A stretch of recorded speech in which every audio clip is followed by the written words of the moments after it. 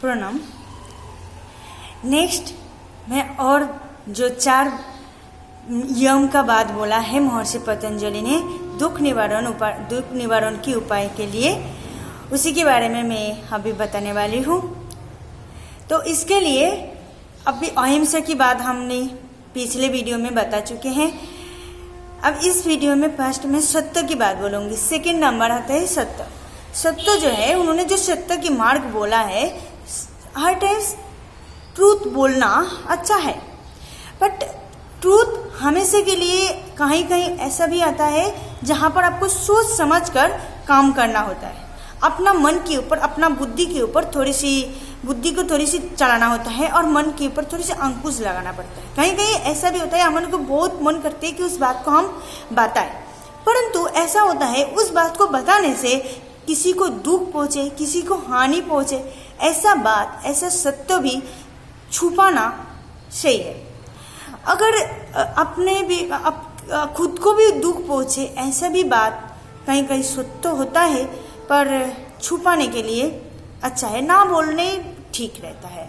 तो इसलिए सोच समझकर सत्यों को प्रयोग करो, सत्यों को अवश्य बोलो, परंतु असत्य के मार्ग नहीं अपनाए तो अच्छा रहता है। उसी की वही सुख प्रदान करता है, क्योंकि ये सत्य जो है ये हमेशा सुख प्रदान करते ही है, परंतु सत्य वहाँ पर टिक रहता है जहाँ पर आपको बोलना चाहिए। आपको बिना सोचे समझे सत्य बोलना दुख के कारण होता है। आप नेक्स्ट बोलेंगे अस्तेय। अस्तेय होता है चोरी ना करना। अस्तेय चोरी ना करना। चोरी क्यों करेंगे? जो आपको कोई चीज़ पसंद आता है और वो पर्सन को हम बिना पूछे उस चीज़ को लेते हैं, तो वो होता है चोरी। अगर आपने पूछा और उसने दे दिया हो तो चोरी करने का कोई ज़रूरत ही नहीं है। अगर ऐसा भी हो कि अगर वो नहीं देना चाहते हैं, इसका मतलब आपको ये समझना है, कोई भी वस्तु जो आपको ज़रूरत है ज़्यादा, उससे ज़्यादा उनको ज़रूरत हो, क्योंकि वो वस्तु उनका कमाई के, उनका कर्म का फल है, वो अपना कर्म का फल नहीं है। इस वजह से चोरी करना हमेशा दुख के कारण बनता है। आप इसके लिए थोड़ी सी सोचिए कि चोरी करने से किस को कैसे दुख पहुंचा है, क्योंकि चोरी करके जो चीज़ आपको अच्छा लगा है, इस वजह से आपने चोरी किया। वही वस्तु जिससे छीना, वो तो आपने छीन लिया उससे ना, तो उसको जितना दुख पहुंचेंगे उससे ज़्यादा दुख आपको पहुंचेगा, क्योंकि आपने उसको दुख पहुंचाया। और कोई भी वस्तु, कोई भी व्यक्ति कभी भी हम लोगों को हमेशा सुख नहीं दे सकते। तो उस वस्तु जो आपने चुराया, वो कब तक आपको सुख दे सकते? क्षणिक, कुछ टाइम के लिए, कुछ घंटे के लिए, कुछ दिन के लिए, कुछ वर्ष के लिए, कुछ वर्षों के लिए आपको सुख दे सकते। उसके बाद क्या? कोई भी व्यक्ति है दुनिया में, जो भी व्यक्ति जिसके पास सारे धन है ना, वो भी व्यक्ति सुखी नहीं रहता। वो भी किसी न किसी चीज़ में वो दुखी रहता ही है। तो इसीलिए सब चीज़ जिसके पास है वो भी सुखी नहीं है। तो आप सुख की वजह से, अपना क्षणिक सुख की वजह से दूसरे को हानि पहुंचा के, दूसरे की चीज़ चुरा के आपको क्या फायदा? इसीलिए ऐसे अहिंसा की मार्ग अपनाने के लिए महर्षि पतंजलि ने बोला है, इसी से आपको सुख है। और चौथा मार्ग की बोला है अपरिग्रह। अपरिग्रह मार्ग भी ऐसे ही कुछ है कि अपने पास जितना चीज़ है उतना आपके पास रखो।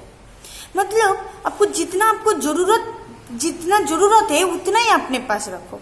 मतलब जो चीज़ की आपको ज़्यादा ज़रूरत नहीं है, ऐसे सामग्री की ज़रूरत आपको पास रखने का कोई ज़रूरत ही नहीं है।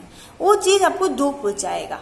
ज़्यादा चीज़ रहेगा तो आपको दुख पहुँचाएगा। उसको सिक्योरिटी के लिए उसको आपको सोचना पड़ेगा कि इसको सिक्योरिटी के लिए मैं क्या करूँ। हमेशा उसके बारे में सोच कर आप दुखी परेशान रहेंगे। अब उसकी वजह से आप नींद भी नहीं आएगा ठीक से, और नींद जब नहीं आएगा ठीक से तो आप तो अवश्य आपने दुख पहुँचेगा किसी को। आप इसकी वजह से बहुत सारे बीमारियाँ भी आ जाते हैं और उस वजह से आपको दुख पहुँचेगा। इसलिए आप जब अपरिग्रह की मार्ग अपनाओगे तो आप बहुत सुखी रहोगे। जिसके पास ना बहुत कम चीज़ रहता है ना, जो लोग ऐसे रास्ते में भटक रहते हैं, उनके पास एक ही कपड़ा रहता है, बहुत एक ही चीज़ रहते हैं, उनको इतना दुख नहीं रहता है, क्योंकि उनके पास ज़्यादा चीज़ है ही नहीं, तो उनको कोई भी चीज़ का टेंशन नहीं है। और जब टेंशन नहीं है तो दुख फ्री। ऐसा है। तो इस वजह से हाँ, उसके बाद नेक्स्ट 5 नंबर मार्क आता है ब्रह्मचर्य। जो ब्रह्मचर्य के मतलब ये नहीं, कंट्रोल ऑफ सेंसेस, इसका English meaning control of senses. ब्रह्मचर्य के मतलब ये नहीं है कि सिर्फ सेक्सुअल कंट्रोल, इसमें आपको जो 10 इंद्रियां होता है, 10 इंद्रियां, 5 कर्मेंद्रियां, 5 ज्ञानेंद्रियां, ये 200 इंद्रिया के कंट्रोल कर लोगे तब होगा आपको ब्रह्मचर्य। ब्रह्मचर्य के मार्ग अपनाने के लिए जो 5 कर्मेंद्रिय है, 5 कर्मेंद्रिय होता है हस्त, पाद, मुख, आपको गुजरता और सेक्सुअल ऑर्गन, ये आपको 5 कर्मेंद्रिय। इस 5 कर्मेंद्रिय के ऊपर आपको कंट्रोल पाना सीखना है। मुख के ऊपर कैसे कंट्रोल, आपको ज़्यादा टेस्टी भोजन नहीं खाना है, क्योंकि जो ज़्यादा टेस्टी भोजन होता है वो राजसिक फूड बनते हैं, वो तामसिक फूड बनते हैं, और राजसिक तामसिक फूड अपना माइंड को भटकते हैं। आप सत्य के मार्ग से आप अपना मतलब भटक जाते हैं, अपना मन में उग्रनेस आता है, हाइपरनेस आता है, ज़्यादा विचार आपको आएगा। ज़्यादा भोजन में अगर ज़्यादा चीज़ मिक्स करोगे खाने में, अगर 2-3 का तरीके से आपको सब्जी आइटम्स रहेगा तो बहुत सारे आइटम बहुत सारे स्वादिष्ट रहेगा, तो अपना मन भी इसी तरह बहुत सारे थॉट्स में भर जाएगा, तो आप दुखी मतलब सुख नहीं कर पाओगे।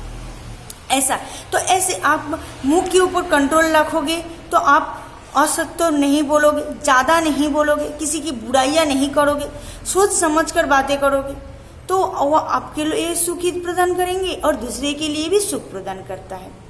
तो ऐसे आप मुंह के ऊपर कंट्रोल करोगे। हाथ का एक्शन, किसी को मार देना, ऐसा हाथ की एक्शन होता है। सपोज ऐसे एक एग्जाम्पल देती हूँ, तो किसी को मतलब मारना ये करना, इसके ऊपर अगर हाथ को कंट्रोल कर लिया तो ये दूसरे को जब दुखी नहीं करेंगे तो अपने को भी दुखी नहीं करेंगे। पैरों का भी ऐसे कंट्रोल कर लेना है। ऐसे 5 कर्मेंद्रिय के ऊपर आपने अपने से कंट्रोल कर लोगे तो वो सुख की मार्ग प्रदान करेगा। ऐसे 5 ज्ञानेंद्रिय भी है। 5 ज्ञानेंद्रिय जो है चक्षु, कर्ण, नासिका, जिह्वा और त्वक। चक्षु मीन्स आंखें से आपको ज़्यादा सब कुछ नहीं देखना है, और कुछ चीज़ जो नहीं देखना है तो वो नहीं देखना है, मतलब ऐसे आप आंखों के ऊपर कंट्रोल लगाना है अपनों। और कर्ण मीन्स फालतू की चीज़ नहीं सुनना है, ठीक है। नासिका मतलब ब्रीदिंग के ऊपर कंट्रोल रखना है, तो इसको प्राणायाम में मैं इसके के ऊपर और अच्छा से बताने वाली हूँ, ब्रीदिंग के ऊपर कंट्रोल में। फिर नासिका, जिह्वा, टांग ऑलरेडी मैं बता चुकी हूँ। जिह्वा के जो काम है उसके ऊपर अंकुश लगाना है, कंट्रोल करना है, ना बंद करना है, कंट्रोल करना है, लिमिट करना है, ज़्यादा नहीं और कम भी नहीं, लिमिटेड। जिह्वा और त्वक, स्किन, सेंसेशन, आपको जो सेंसेशन किसी कुछ सेंसेशन आपको बहुत अच्छा लगता है तो उसी के ऊपर भी आपको अंकुश लगाना है। जैसे कि अब मैं नासिका की बात किया तो इसी में बदबू का जो सुगंध और बदबू ये सब होता है ना, ये दोनों चीज़ में आपको समोभाव रखना है। इसके ऊपर भी मैं भी आगे वाला वीडियो में और अच्छा से बताने वाली हूँ, ठीक है। आज यहाँ तक। Thank you for watching my video.